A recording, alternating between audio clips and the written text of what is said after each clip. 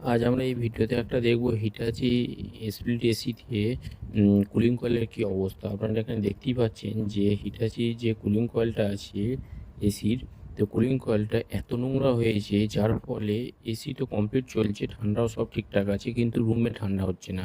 আমরা এসিটা চেক করার পর দেখি যে মেশিনটা যে প্যাকেট পরিয়ে যে অনেক সময় সার্ভিস করি, সেই সার্ভিস করেও কোনো ফায়দা হবে না। মানে সার্ভিস করার ফলে কী হবে, সামনেটা বা উপরটা কোনো রকম পরিষ্কার হয়ে যাবে, কিন্তু কয়েলের ভেতর দিকটা পরিষ্কার হবে না। সেই কারণে এসিটাকে নামিয়ে আমরা নিয়ে এসেছি এবং এটাকে সার্ভিস করব। আর এই ধরনের প্রবলেম হলে কি কি আরও প্রবলেম হতে পারে বড় ধরনের, সেটাও জানবো।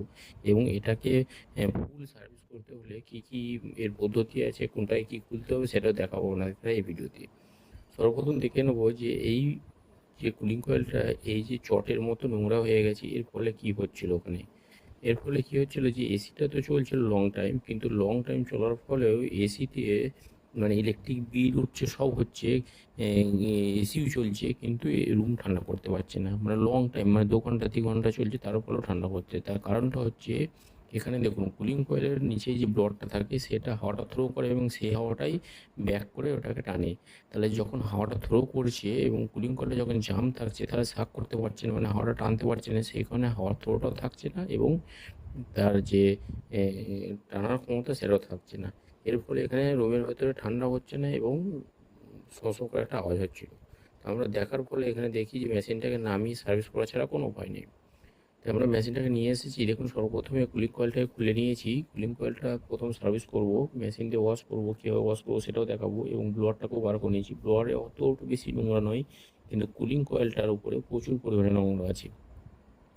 তো এইরকম যখন হয়ে যাবে, তার ফলে কি কি হতে পারে, এর ফলে আপনার ইলেকট্রিক বিল প্রচুর পরিমাণে আসবে, রুমে তো ঠান্ডা হবে না। 2 নম্বর হচ্ছে কম্প্রেসারে প্রবলেম হতে পারে, কম্প্রেসারে ফেল হতে পারে। 3 নম্বর হচ্ছে পিসিবিটাও প্রবলেম হতে পারে, কারণ হচ্ছে এসিটা লং টাইম চলবে, অটো কাট হবে না খুব, ফলে ইলেকট্রিক বিল বেশি আসবে। কম্প্রেসার উপর লোড পড়বে, মানে নন স্টপ কম্প্রেসারটা চলবে। নন স্টপ কম্প্রেসার চলার ফলে পিসিবির উপর লোড পড়বে। পিসিবিটাও যেহেতু অটো কাট না হওয়ার ফলে লোডে চলবে, মানে কম্প্রেসার সমেত যদি চলে লোডে চলবে, খালি লোডটা চললে নর্মাল চলবে। তো কম্প্রেসারটা যেহেতু অটো কাট হবে না, সেই ক্ষেত্রে লোডে চলবে, তাহলে এই ধরনের প্রবলেমগুলো হতে পারে। তো আমরা সর্বপ্রথমে কুলিং কয়েলটাকে একবার মেশিন দিয়ে ওয়াশ করে নেবো। ওয়াশ করে নেওয়ার পরে এটা খানিকক্ষণ রেখে দিয়ে বাকি পার্টগুলো সার্ভিস করে নেবো। কারণ হচ্ছে এই নোংরাটা এত বেশিভাবে নোংরা হয়েছে যে আমরা এটি ডাইরেক্ট প্রথমবারই বেশি করে মারতে চেষ্টা করি। তো এক হচ্ছে এর অ্যালুমিনিয়াম যে ফেন্সগুলো আছে সেগুলো বেঁকে যাওয়ার ভয় আছে, এবং এর ওপরে যে নোংরাগুলো আছে সেগুলো যেহেতু ধরে আছে ওর মধ্যে শক্তভাবে, আপনাকে যখন হাতের ওপর দিয়ে দেখালাম যে টেনে নোংরাগুলো ওপরে এত মোটাভাবে জমে গেছে যে কুলিং কয়েলটা দেখাই যাচ্ছে না। খাওয়া তো কথা তো দূরের কথা।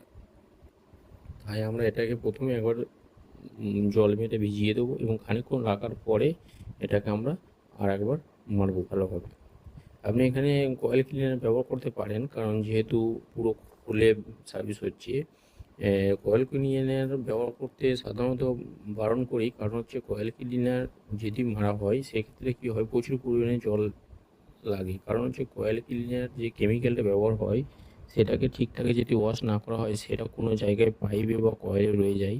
তো এর ফলে কী হয়, যখন কুলিং কয়েল সোয়েটিং করে সেই জলের সঙ্গে মিক্স হয়ে হয়ে কোনো জায়গায় যদি জমে থাকে, সেই জায়গাটা লিক করার সম্ভাবনা রয়ে যায়, মানে কয়েল লিক হয়ে যাওয়ার সম্ভাবনা রয়ে যায়। কিন্তু যখন আপনি এই কুলিং কয়েল এইভাবে খুলে আপনি যদি কয়েল ক্লিনার দিতে পারেন, তাহলে কোনো অসুবিধা হবে না। দেখুন, আমাদের এখানে কুলিং কয়েলটা পুরো ওয়াশ হয়ে গেছে। প্রথমে কী অবস্থায় ছিল আর এখন কী অবস্থায় আছে। এর ট্রে এবং ব্লোয়ার বাকি সব পার্ট যা যা ছিল সব এগুলো ওয়াশ করে নিয়েছি। এবারে আমাদের কাজ হচ্ছে এগুলোকে ফিটিং করা। ফিটিং করার সেম পদ্ধতি সেমই। প্রথমে ব্লোয়ারটাকে ফিটিং করে নেবো, ব্লোয়ারটা আর মোটরটা। কারণ ব্লোয়ারটা মোটরটা যেহেতু নিচের ভাগে থাকে, সেই হিসেবে ওই দুটো আগে ফিট করে নেবো। তারপর কুলিং কয়েলটা উপরে বসাবো এবং প্রতিটা পার্ট যেগুলো মুভেবল পার্ট সেগুলোতে গ্রিজ ব্যবহার করব। যেমন হচ্ছে ফ্যান মোটরের শ্যাফট হয়ে গেল, যে সাইডটা বুশ আছে বুশের দিকটা, এইসব জিনিসগুলো সুইংগুলো মুভমেন্ট করতে পারে, সেই সব আওয়াজ হতে পারে, সেই সব জায়গাগুলো আমরা গ্রিজ ব্যবহার করব। এবং ফ্যান এবং ব্লোয়ার দুটো ফিট করার পর, মানে মোটর আর ব্লোয়ার ফিট করার পর আমরা কুলিং কয়েলটাকে ওর উপর বসাবো। তো আমাদের এখানে দেখুন, ব্লোয়ারটা ফিট করা হয়ে গেছে এবং ব্লোয়ার ফিট করার পরেও আমরা আর একটা জিনিস ধ্যান দেবো। এটা অনেক সময় প্রবলেম হয় যে সার্ভিস করার পর জল পড়ার প্রবলেম থেকে যায়।